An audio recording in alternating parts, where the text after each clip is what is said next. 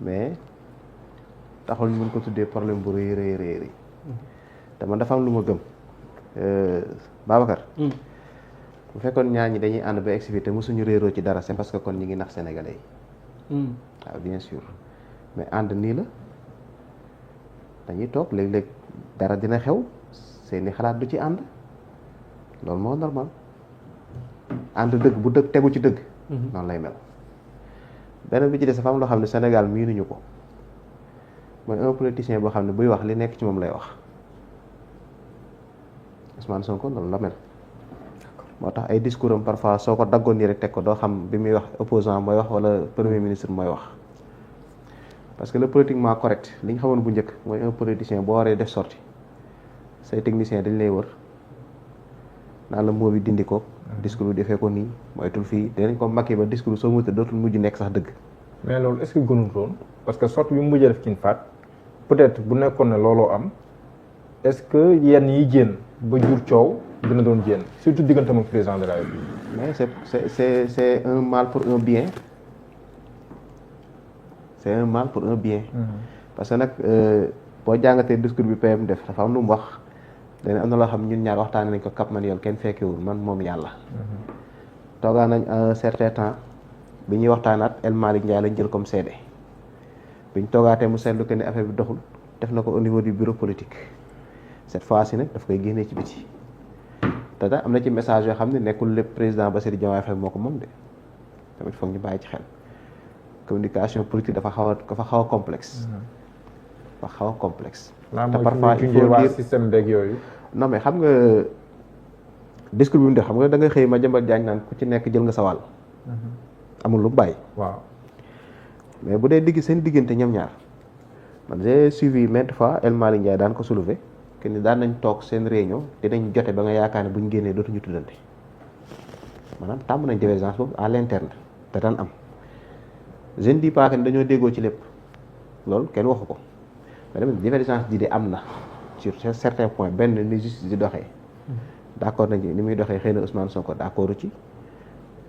keroog am na lu mu boros muy diplomatie économique ni dañ cee war a déggoo wax na ko mais n'empêche que ni divergence yi mu tudd bi mu ne dëkk bi dafa am crise d'autorité président bi dafay sori tontu na ci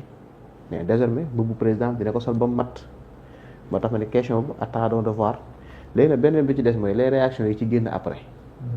moo gën a yombal jubóo bi ak waxtaan bi ci ñoom ñaar. ah bon ah bien sûr am na ñoo xam bu ñu la tàccoo da ngay taxaw. leeral loolu. gis nga Mohamed. ku bëgg a taxaw Sénégal di Diomaye ku baax la waaye Sonko ku bon la wax jooju man pour nga lay ko ba mu dugg sama nopp du yomb ndax Diomaye bu baaxee it Sonko moo ñu ko joxoñ de Wolof nee na ka nga wóolu ka mu wóolu yan critère wala yan ci lan la Ousmane Sonko sukkandiku ba jël Bassirou Diomaye Faye def ko candidat am en 2024 bi mu koy tànn ñeneen ñi ngi fi woon wala déet ci lan la sukkandiku ba bàyyi fi ñëpp tànn ko te bi mu koy tànn c'était au préalable parce que xamoon ne d'ores et déjà que ni malgré ak li mën a xew yëpp candidature am du jàll parce que nag vidéo yi bi mu koy def kenn clôturé gul liste kenn rejeté gul candidature am moom kon ça veut dire que ni choix bu mu teel a def la le pourquoi foog ñu xam ko bi ci des mooy Mohamed dañ bàyyi xel benn affaire il n'est pas dit que ni werante nañ ci benn affaire rek choix bi mu defoon baaxu te nag même bu dee c'est au plus sommet de l'État nit boo nekkee responsable ci fenn di nga sonal collaborateur boo xam ni ragalu laa wax dëgg ce sont les mêmes mots du président moo neen soo amee koo xam ne ragalu laa wax dëgg da nga koy soxla sa wet bu ñu remonté toute histoire président yi mës a am yëpp au Sénégal bi nga poussé responsable yi nga xam ne ñeme nañu taxaw ne le président déet quelque temps après da ngay dugg ci pax du temps de Diouf ak PS bi ñu écarté Moustapha Niasse écarté Djibo Leyti Ka mu xëcc Ousmane Tanor Dieng teg en 1998 dañ cee teg 2 ans dañoo perte présidentielle yi Abdoulaye c'est la même chose bi ñu demee bu PDS tolloon nañ benn jamono ku ñu fi mën a tudd ni yaay numéro 2 il t'écarte Idrissa Seck keneen ak keneen dem na ba kan moo fa desoon Souleymane Ndéné Ndiaye la dese woon def benn fameux discours ni gullet mi ngi doog am premier ministre loo xam ne loo ko wax mu def ko c'est dangereux moo tax moo gën a yàgg moom d'ailleurs. da mu ngi noonu parce que dañuy am na premier ministre boo xam ne loo ko sant mu def ko. quelque temps lañ ci teg mu daanu en 2012. mais li ngay wax le PM mi ngi koy waxee si neneen mais moom mi ngi koy wax ne président avec la base mi ngi naan président bu fi ñaax nguur boo xoolee bu gëstoo fekk na base am sori na ko lool sax. mais contexte bi dafa changé. contexte ñëwee bokkul ak contexte Bassirou Diomaye Faye Bassirou Diomaye Faye ba bi muy egg si base bi du base am. base Ousmane Sonko la. xam nga dañuy bañ a dugg ci terme ay président par procuration mais Sonko mooy Diomaye mooy Sonko bi mooy indi Diomaye fi mu nekk. faut pas oublier que 2 ans avant Diomaye yóotu na maire à Ndiaganiao da ko perte.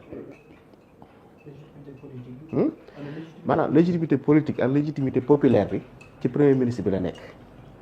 léegi nag pouvoir constitutionnel mi ngi ci loxoy Bassirou Diomaye Diakhar Faye léegi nag les deux ñoom ñaar li ñu war a xam mooy ci sama xalaat bu gàtt ils sont obligés ñu ànd ñoom ñaar benn dafa am loo xam dañ ko jaay si les Sénégalais c'est pas pour rien élection yi présidentielles yi ñuy génn mu xaw a nduroog référendum am na la ci professeur tudd léegi dafa am ñaar yoo xam ne moom lañ tegoon ci kaw balance Sénégalais yi tax ñu jox leen bopp benn reddition des comptes ci la bokk ñaar justice pour les martyrs ci la bokk dafa bokk ci ñaar yi nga xam ni dafa peser sur la balance li tax nag ñoom ñaar ñu war a ànd Mohamed en 2029 un régime il faut rappeler que ni buy dem ci campagne bilan lay campagne yi le bilan bi président Bassirou Diomaye Faye war a déposer sur la table des Sénégalais en 2029 Ousmane Sonko sera comptable que ñu ànd que ñu ñàkk a ànd même bu ñu toogoon ci seen ànd yem fii bu ñu demee 2029 il sera comptable parce que moo ko désigné moo ko joxe nit ñi ñu fal ko muy benn bu dee ci côté le président Bassirou Diomaye Diakhar Faye yow yaa toog nga ni da nga bëgg un premier ministre super fort wala déet mais bi mu ko waxee laa ko ti laa déjà wax ma nag ci ay prérogatives constitutionnelles ak yu mel noonu mais envergure bi Ousmane Sonko am comme premier ministre musul am ci histoire du Sénégal je parle sous le contrôle de Cheikh Ousmane di ko nuyu ak sëñ Mansour waaw est-ce que Sénégal mos nañu am un premier ministre bi def tournée économique sous région bi à ma connaissance non ci lu ma fàttaliku. ça veut dire que envergure bi bokkul quoi qu'on puisse dire léegi soo amee quelqu'un ku mel noonu sa wet moo tax ñi ko doon laaj na est-ce que nekkul dalay def de l'ombre sa wet est-ce que nekkul day loolu ñu parce que envergure politique bi moo tax question bu légitime la woon ça veut dire que ni il est déjà super fort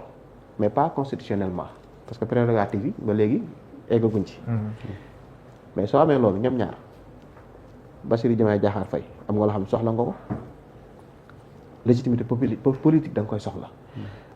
au grand théâtre bi Ousmane Sonko naan président na gérer les affaires de la nation tout ce qui est politique na bàyyi ma gérer ko mais Mohamed lan nga ci seetlu au Sénégal ngi gis un opposant bu def point de presse pendant 2 heures 3 heures de temps doo tudd président premier ministre ngay opposé wu man damay wax ni bu dee côté opposition politique Bassirou Diomaye Faye bu tëddee day nelaw kenn opposé wul contre moom tout le monde s'oppose contre le PM wala légitimité politique bi populaire bi Ousmane Sonko moo ko parce que appareil politique bi moo ko yore te nag cohabitation bi ñu doon théoriser en 2022 bu ñu séparé woo ci lay doog a doon dëgg rek assemblée ci loxo kan la nekk question la appareil politique bi Ousmane Sonko moo ko téye kon ça veut dire que ni dañuy collaborer ñoom ñaar léegi nag collaboration pour ñu gagner ci ñun la population sénégalaise mooy day tegu ci dëgg day tegu ci dëgg bu tegoo ci raayante ak wax ku nekk wax sa morom li mu bëgg a dégg est-ce que dinañu amal njariñ te Ousmane Sonko a été clair dañu na moytu alerte la lancé en général gars yi buñ la bëggee song dañ lay isolé quand j'entends Robert Bourgi mu ni gulet Sénégal am un président 1 an pour ma accès ci moom bind naa premier ministre pour audience sottiwul bind naa président sottiwul c'est-à-dire que ni am na ñoo xam ne amuñu accès mais am na tractation yoo xam ne mi ngi dem en cours Ousmane Sonko day lancé alerte contre loolu c'est normal te nag benn affaire am na de Ousmane Sonko di la mel de ñi ko bëgg nii lañ ko bëggee nii la mel ba yegg si fii buy wax day wax sans langue de bois baax na wala baaxul nag ku ci nekk mën nga ko analyser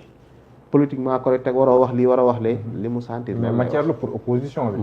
mais xam nga opposition d'accord opposition c'est 15 mois yi seen cheval de bataille lan la woon mooy nañ séparer ñaar ñi. nañ séparer wax nit toog na fi ni ñoom ñaar dañoo xeex pale ci yaa war a njëkk a dem tubaab maa ci war a topp am na fi wala amu fi en fait jàpp nañu bon y a un verrou boo xam ne il faut mu sauter pour ñu mën a song le président. mooy Ousmane Sonko. porte bi beneen bi ci des mais diviser pour régner jàng ngeen ko. parce que doole bi mu am jàpp nañu déggoo ñaar ñi da ciy joué lu bëree bëri bu ñu xaajalee déjà gis nga fan yi commentaires yi booy commencé def ci réseaux sociaux yi ku ci nekk di ut foo féete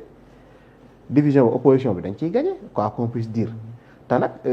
damay faral di rappeler Angela Merkel doon wax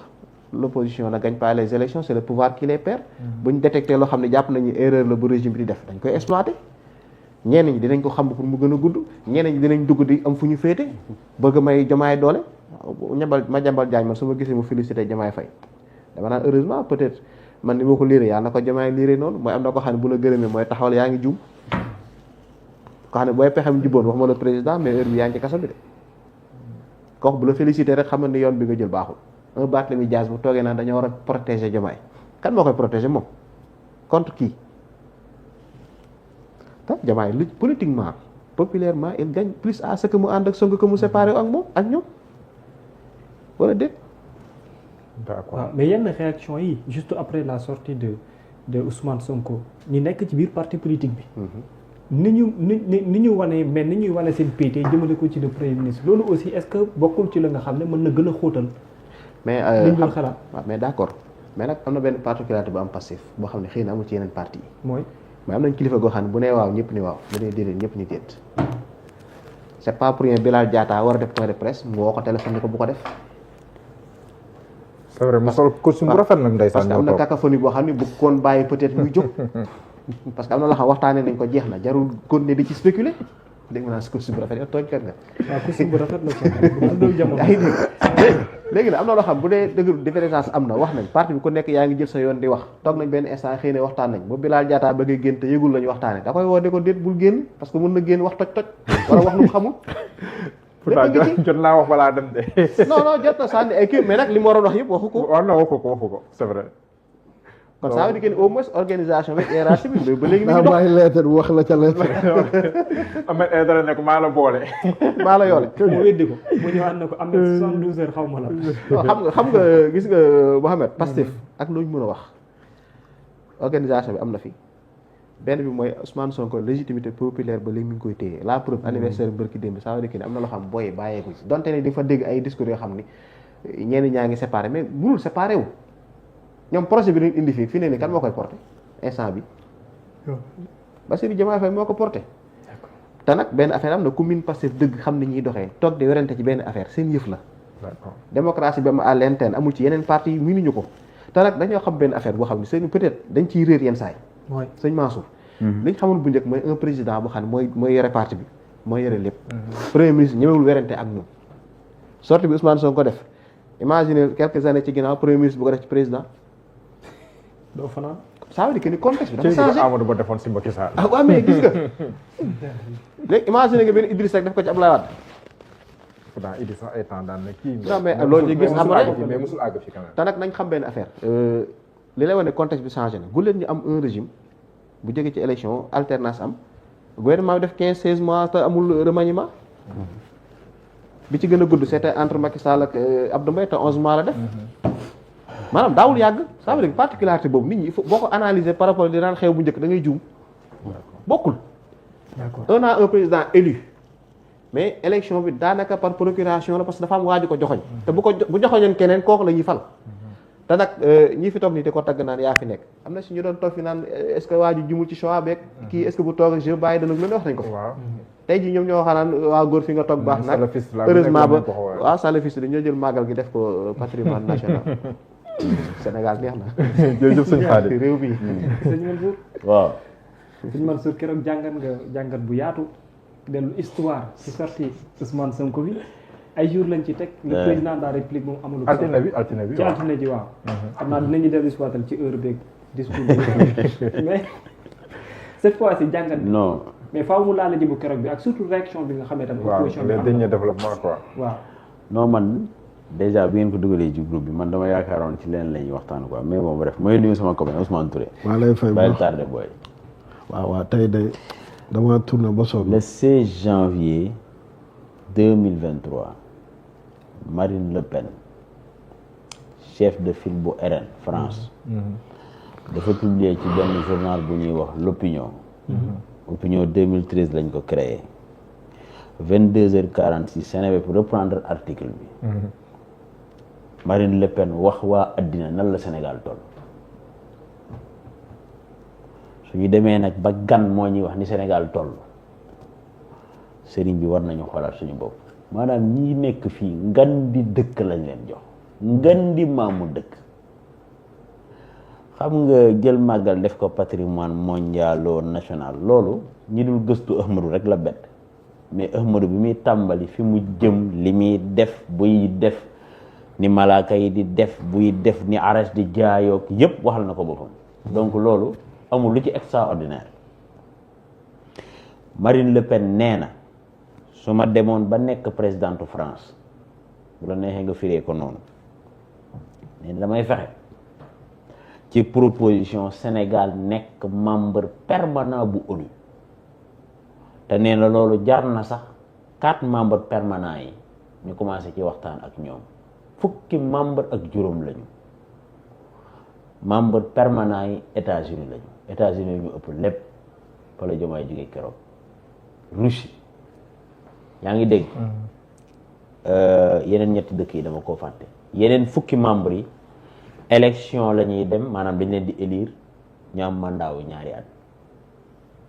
ñu ne ko Marine Le Pen foo teg loolu mu ne réew la moo xamante ne bii diplomatie bu rayonnante la am